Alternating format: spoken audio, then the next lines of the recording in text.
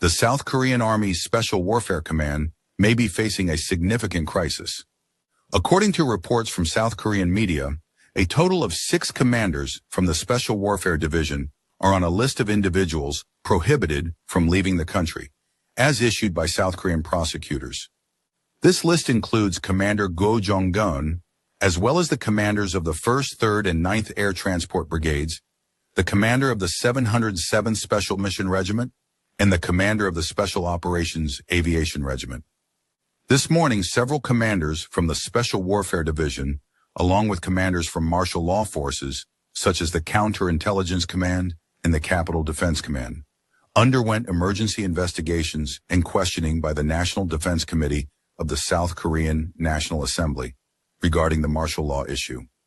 During the questioning, Colonel Kim Hyun-tae, the commander of the 707th Regiment, answered questions from members of parliament, while Brigadier General Lee Sang-hyun, the commander of the 1st Air Transport Special Warfare Brigade, was so upset that he burst into tears.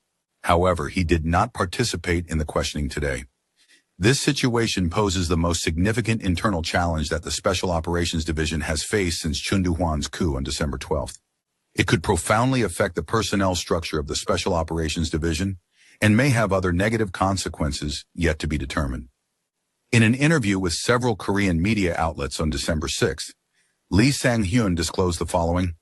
Special Forces Commander Kwak Jong-gun stated, "The National Assembly is going to vote to lift martial law, so we should intervene and bring the members out."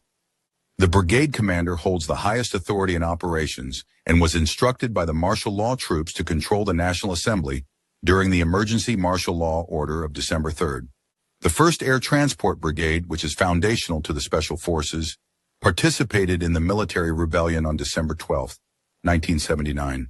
Lee Sang-hyun revealed that at that time, the 1st Air Transport Brigade had received orders to send 2 battalions to seize the National Assembly, with approximately 140 soldiers on standby inside and outside the assembly, and an additional 80 ready to be dispatched.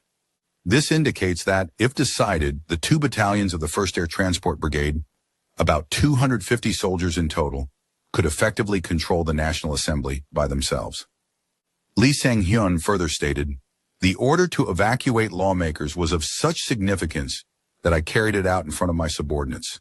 He added, "I asked, 'Commander, did you instruct me to break in and kill the lawmakers?' Kwak Jong-gun replied, 'I think this is impossible due to the necessity of political neutrality.' Consequently, he directed the battalion commander, who was stationed at the National Assembly, to withdraw and instructed other soldiers who had entered the assembly to return to their vehicles and await further orders. At around 1:10 a.m., after the National Assembly passed a resolution calling for the lifting of martial law, he received instructions to withdraw the troops from the assembly and hold them in a location separate from civilians. Regarding whether the martial law troops were equipped with live ammunition, Lee Sang-hyun remarked, "Our commander instructed us not to distribute live ammunition to individuals," adding, "Thus, I did not believe it was a military situation. Typically, in a military context, it is standard to provide live ammunition to soldiers.